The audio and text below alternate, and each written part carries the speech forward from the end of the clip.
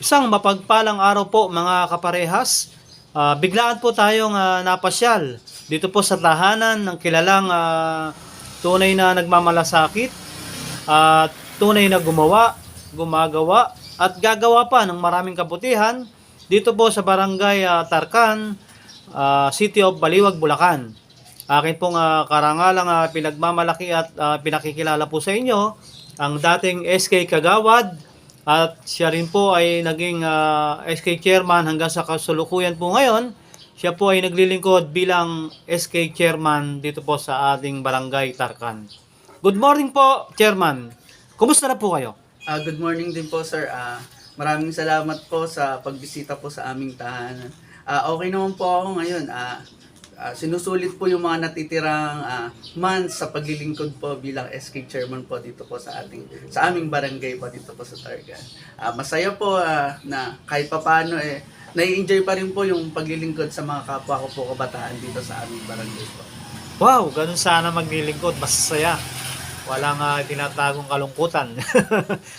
Chairman, matanong nga lang po natin para sa kaalaman lang ng ating mga kabarangay. Kayo po ba ay bilang naging SK Chairman hanggang sa kasulukuyan, pwede po ba natin ikwento kung ano na po yung mga mabubuting bagay na nagawa po natin dito po sa ating barangay, particular po sa mga kabataan? Ako po nung tumatakbo po akong SK Chairman, ang pangunahing plataforma po ng grupo po namin is education po. Kasi po naniniwala po ako na ang edukasyon po yung pag-asa ng bawat kabataan po. Kaya po ako nung tumatakbo po, pinilit ko po, sabi ko po, kailangan magkaroon ng sariling espasyo po sa Barangay Tarcan yung mga kabataan na magagamit ng libre. Kasi alam ko, sa panahon ngayon, mahirap magkaroon ng mga gamit pang edukasyon. Kaya ako po, nag-provide po ako ng sariling opisina po ng mga kabataan sa taas po ng aming barangay. Magagamit po nila yon. May libre po 3 computer, libreng print po na magagamit po, only po. Tapos may internet din po na magagamit ng kabataan na hanggang ngayon po is functioning pa rin po. At tinatawag po natin ng Tarcan e-learning. Syempre po, hindi lang po doon nagtatapos yung programang pang-edukasyon po ng Sangguniang Kabataan. Naglunsad din po kami sa loob po ng 3 taon, meron po kaming pabaon o financial assistance sa mga senior and college students po na umabot po ng 70 na katao. Tapos sa mga bata naman po nung high school, 300 po yung nabigyan namin ng libreng gamit po. Hindi lang po yun. Syempre nakatutok din po kami sa sports. Sa sports po, kada taon may paliga po kami. Isang beses lang naman po kada taon.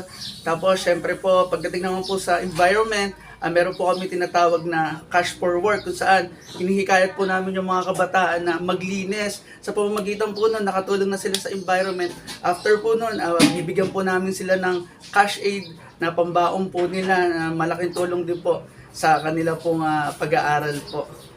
Wow, napakaganda po ng naging programa po ng ating SK Chairman. SK Chairman, bukod po ba sa mga nabanggit po ninyo, ano po ba yung mga plano pa po natin itong 2026? Ngayon po, 2026 po, patuloy pa rin po yung magagandang plano po at magandang proyekto po ng Sanggunian. Kung may pagkakamali o pagkukulang, pupunan pa po namin sa natitira po 8 months. Siyempre, ngayon po, nag-iintay po tayo ng mga programa na ibababa po namin. Ngayon po, nag-session po kami last month po, napag-meetingan po namin na magkakaroon po kami ng free TDC po sa mga kukuha po ng driver license para makamura po sila. Meron po kaming seminar para doon po. Hintayin lamang po yung mga programa na ibababa pa. Siyempre yung mga yearly na po namin ginagawa, hanggang nakaupo po kami, gagawin pa rin po namin yon sa abot po ng aming termino po. Wow, ayos SK Chairman, this is your time.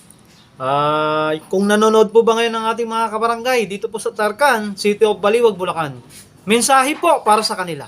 Siyempre sa mga kapwa ko kabataan na nagtiwala sa akin ng 2 termino, kasi 2018-2023 po, naging SK Kagawad na po ako, pinanalo rin po nila ako. Siyempre, noong 2023 to up to 2026 po, pinagkatiwalaan po nila ako bilang SK Chairman. Siyempre, lahat po ng ginagawa ko is para sa kanila din po, kaya maraming salamat po sa pagtitiwala pong binigay niyo sa akin, mga kapwa ko kabataan. Wow, congratulations po muli, Chairman. Salamat. Ito pong muling itatanong ko po sa inyo, bagaman ito po yung nakakabigla, alam ko naman pong game na game po kayong masasagot ito. Ayon po kasi sa ating mga kabarangay, si SK Chairman daw po na si Christopher Topper, tunay po ba kayong lalaban o mananatili na lamang kayo sa normal pong pamumuhay kung sakali pong matutuloy po ba itong November 2 barangay election? Oh. Kayo po ba ilalok po bilang barangay kagawad na? Sa akin naman po, kung ako po ay willing pa naman po maglingkod, kung ako po ay nanaisip pa rin po ng mga kapwa ko kabataan, at syempre mas aangat po na buong barangay na po yung paglilingkuran pagdating po sa kagawad. Kung sa kanila po susuporta, baka po, maraming salamat po agad sa pagsuporta po na ibibigay niyo. Yan mga kaparehas, ang ating pong nakapanayam, ang tunay na kabataang umaaksyon at aaksyon pa para sa kapakanan ng kanyang mga kabarangay.